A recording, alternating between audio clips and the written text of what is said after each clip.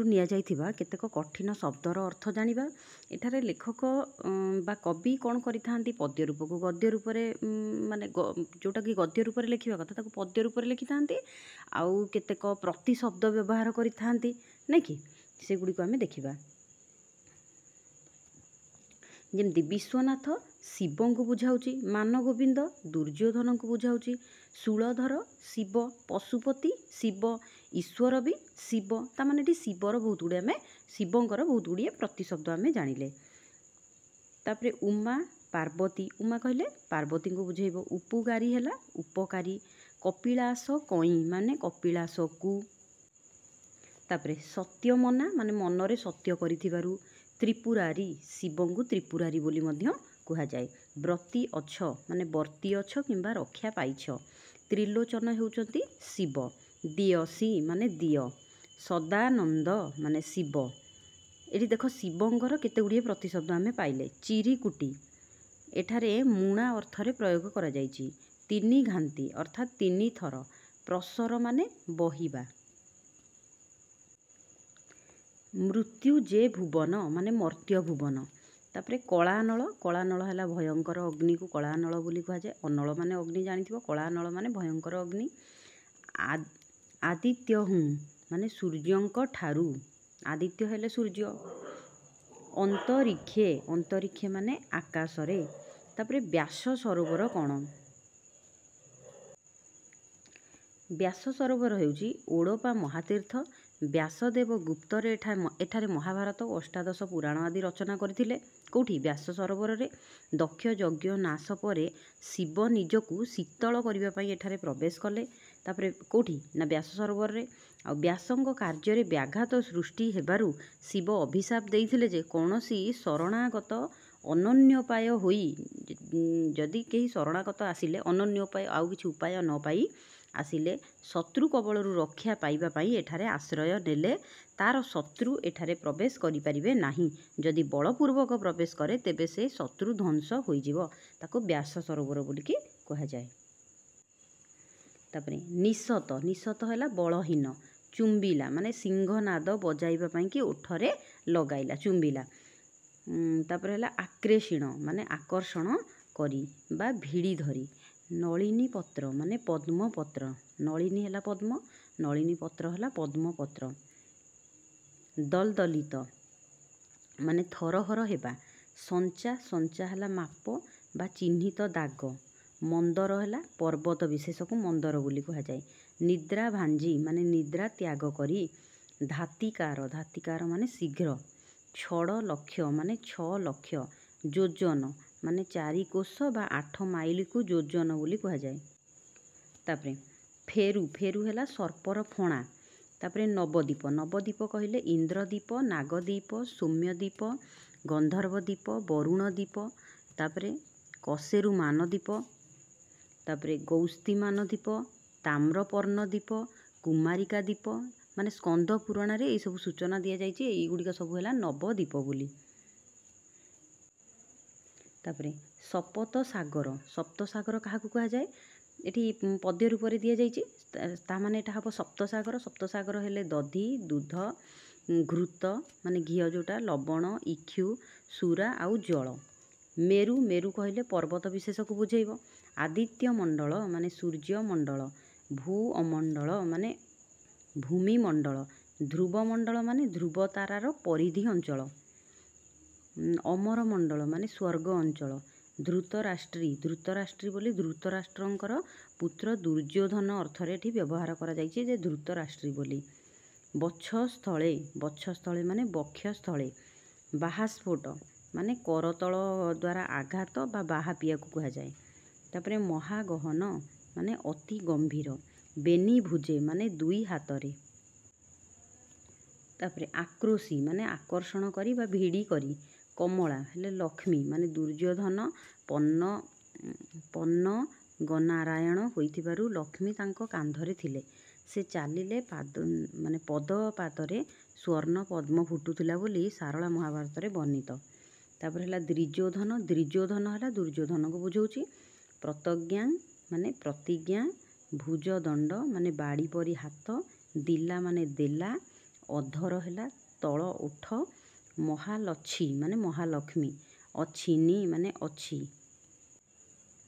ମୁହିଁ ମାନେ ମୁଁ, ଭର୍ତ୍ସନା ମାନେ ଭର୍ତ୍ସନା ବା ଗାଳି, ଲଛି ମାନେ ଲକ୍ଷ୍ମୀ, ପାମର ହେଲା ଅଧମ, ଅଜ୍ରାମ୍ବର ମାନେ ଅଜର ଅମର ବା ଚିରଞ୍ଜୀବୀ, ମହାତମୀ ମାନେ ମହାକ୍ରୋଧୀ, ସତୁରୀ ସତୁରୀ ଭାର ଗଦା ମାନେ ଦୁର୍ଯ୍ୟୋଧନର ଗଦା ଦ୍ୱୟର ଓଜନ ହେଉଛି 70 ଭାର ଲେଖାଏଁ, ଖେପଇ ମାନେ ଫୋପାଡ଼ଇ ବା ଡେଇଁ ଡେଇଁ। ତାପରେ ରାଘବ, ରାଘବ କହିଲେ ରାମଚନ୍ଦ୍ରଙ୍କୁ ବୁଝାଉଛି। ବୁଦବୁଦ ମାନେ ପାଣି ଫୋଟକା, ଫି ଫି କୃତ ମାନେ ଫିଫିକାର ଶବ୍ଦ, ବରୁଣ ହେଲା ଜଳାଧିପତି, ବିସ୍ମୟୀ ମାନେ ବିସ୍ମୟରେ ବା ଆଶ୍ଚର୍ଯ୍ୟାନ୍ୱିତ ହୋଇ, ବିନାଶନରେ ମାନେ ବିନା ଅସନରେ ଅର୍ଥାତ୍ ଅନାହାରରେ, ଦର୍ଭ ମାନେ କୁଶ, ବୁଧେ ମାନେ ପଣ୍ଡିତମାନେ।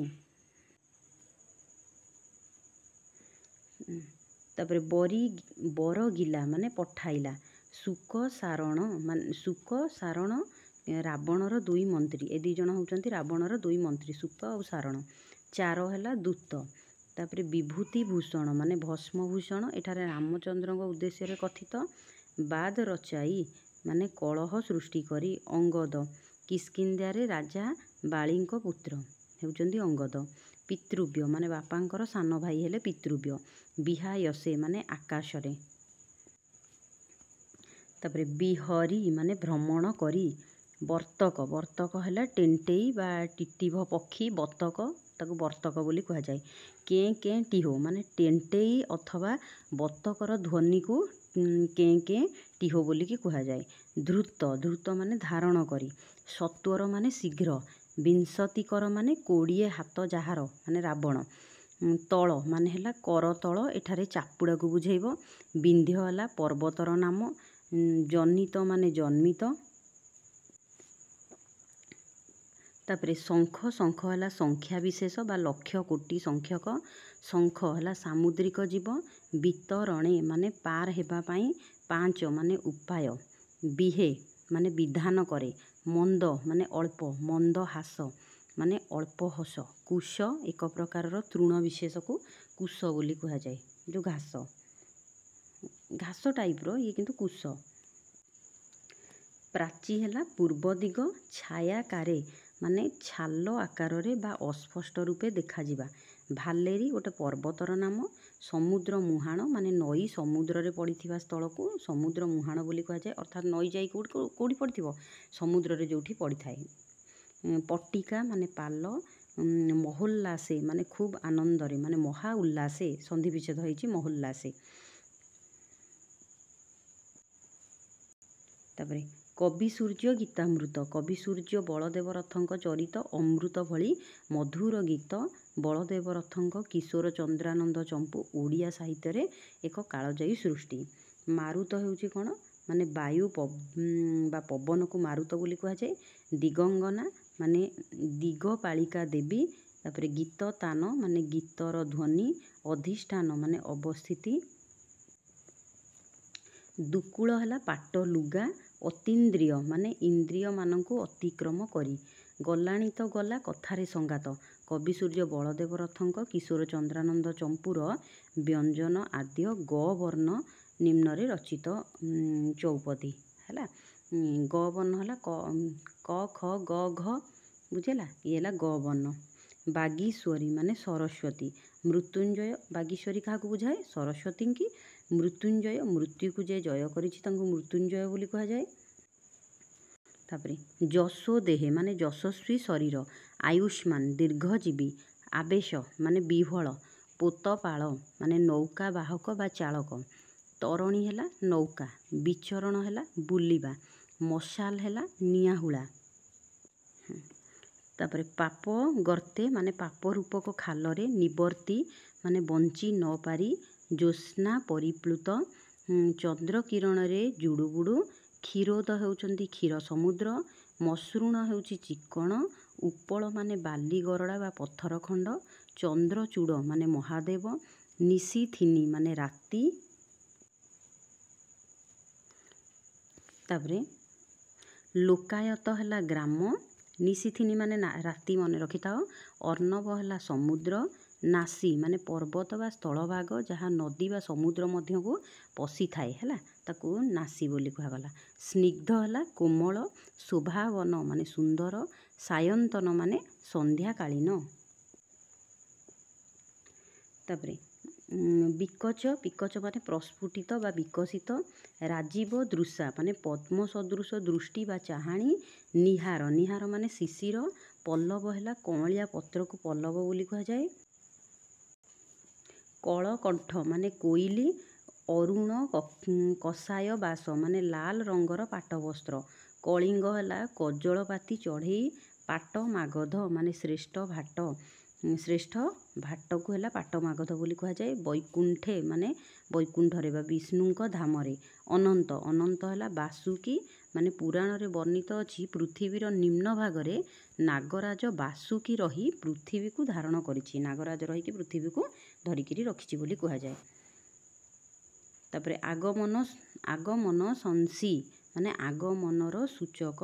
तापस है मुनि। तमसा है वाल्मीकि आश्रम निकटरे प्रवाहित क्षुद्र नदीर ना है तमसा। भिन्न भिन्न आम विभिन्न वाक्य विभिन्न अर्थ ताकू व्यवहार कर गोटे शब्द को। तापरे उट्टज है कौन कुड़िया। तापरे बंधन हरा माने सकल प्रकार बंधन मुक्त होइथिबा ताकू बंधन हरा बोली कह जाए। शोणित माने रक्त। छिन्न है छिंडेइबा। लुप्त माने लोप पाइथिबा। समु माने प्रशमित हेउ बा कमी जाऊ। अमर गान माने चिरंतन गीति। तापरे शिरसु माने मुंडरू। स्पंदन माने सिंहरण बा कंपन। शंकित माने भयभीत। तंद्रा है निद्रा। जीर्ण है दुर्बल। तापरे स्यंदन है रथ। अर्घल है बंधन बा जोटा जूप। देख सर्वंसहा माने सबू अली अर्धली जे सहे ताकू सर्वंसहा। तेणुक माटी को भी सर्वंसहा बोली कह जाए ना कि। तापर है सरब सहणी माने सबू किछि सहिबा गुण रे निपुणा जे। क्षमी अछु माने कौन क्षमा करिछु। रोष माने राग। तापर दड़बड़ी माने जंजाल। अच्छा कह जाए दैवी दुर्विपाक। विपाक, विपाक माने कौन विपद बा विपर्जय। तंडुल है चाउल। जाति स्मर जे पूर्व जन्मर घटनावली को स्मरण करिपारंती। भंज कीर्ति माने मयूरभंजर भंज वंशर राजा मानकर कीर्ति भंज कीर्ति कह जाए ताकू। किरीटिनी माने किरीट जुक्ता बा मुकुट मंडिता। मनबोध चौतीसा, यही जनप्रिय चौतीसाटी ये जो मनबोध चौतीसाटी वैराग्य और भक्तिभाव संबलित। यार रचयिता होउचंती अष्टादश शताब्दीर शेष भागर कवि होउचंती किए ना भक्तचरण दास लिखिचंती। प्रत्यय होउची विश्वास। कुशोदर अर्थ है अपुष्टता हेतु जेउ मानकर पेट पशि जाई थाए ताकू कुशोदर बोली कि कह जाए। लंबोदर एठारे रोगादि कारणरू जो मानकर पेट बाहरी पड़ी थाए तांको लंबोदर कह जाए। एठारे है कहगला मुझे तुमको से बारंबार कही विभिन्न शब्द को विभिन्न वाक्य भिन्न भिन्न अर्थ व्यवहार करा जाई पारे। अवांछित जहाँ को आमे चाहूना ताको अवांछित बोली कह जाए। अनागत जहाँ आसी नाही बा भविष्यत। तापरे स्तूपीकृत माने स्तर बा थाक थाक होई जमा होई रहिथिबा। जुथी, जुथी माने जुई फूल जोटा कि जुथी जुथिका। जुथिका माने देख हर्षई लिखिले चलिबो दीर्घई भी लिखिले चलिबो। तापरे परिमल, परिमल है सुबास बा सौरभ। श्रमजीवी माने कायिक श्रमरे जो माने चलती। स्वर्ण शीर्ष जार अग्रभाग स्वर्ण सदृश। एठारे पाचिला धान को स्वर्ण शीर्ष बोलिकी कह जाइछि। तापर है आभिजात्य माने संभ्रांत पणिया। अभ्रंकस माने आकाश छुआ। तापरे अष्टपाटवंशी माने श्रीकृष्णंकर अष्टपत्नी रुक्मिणी, सत्यभामा, जाम्बवती, मित्रविताई प्रभृति अष्टपत्नी को अष्टपाटवंशी बोली कह जाइछि। प्रभास तीर्थ माने द्वारिका निकटवर्ती तीर्थस्थान। एरकार वन माने सरवण। कर्णधार होउचंती मंगुआल। पदपल्लव माने कौल पत्र परी कोमल पाद। रक्ताभ माने रक्तर वर्ण सदृश। ଗାଥା କାହାଣୀ ବା କିମ୍ବଦନ୍ତୀକୁ ଗାଥା ବୋଲି କୁହାଯାଏ। କିମ୍ବଦନ୍ତୀ ଗୁଡ଼ିକୁ ଏଟଲାସ୍ ହେଲା ଗ୍ରୀସୀୟ ଦେବତା। ପ୍ରତିଶ୍ରୁତି ରକ୍ଷା କରିବା ଲାଗି ସେ ପୃଥିବୀକୁ ନିଜର 2 ହାତରେ ଟେକିକିରି ଧରିଥିଲେ, ଏଇଭଳି କୁହାଯାଏ। ହଁ, କୁବ୍ଜ ମାନେ କୁଜା, ପ୍ରବଞ୍ଚନା ମାନେ ଠକାମି ବା ଛଳନା, ନିଗଡ଼ ମାନେ ଶିକୁଳି ବା ବନ୍ଧନ। ଦେଖ, ବୈଷୟିକ ମାନେ ବିଷୟ ସମ୍ବନ୍ଧୀୟ, ନ୍ୟୁନତର ମାନେ ତୁଚ୍ଛ ବା ଛୋଟ, ଅଧୁନାତନ ମାନେ ଆଜିକାଲିକା, ଆତ୍ମସଂଯମ ନିଜକୁ ନିୟନ୍ତ୍ରଣରେ ରଖିବା, ପରିବେଷ୍ଟିତ ମାନେ ଆଚ୍ଛାଦିତ ବା ଚାରିପଟୁ ଘେରେଇ ହେଇକି ରହିଥିବା ଯେଉଁଟା ପରିବେଷ୍ଟିତ, ଗୃହସ୍ଥ ମାନେ ସଂସାରୀ ବା ଗୃହୀ, ସଂଶ୍ଳିଷ୍ଟ ଯେଉଁଟାକି ଅନ୍ତର୍ଭୁକ୍ତ ବା ଜଡ଼ିତ, ନିଦର୍ଶନ ହେଲା ଦୃଷ୍ଟାନ୍ତ ବା ଉଦାହରଣ ଚିହ୍ନ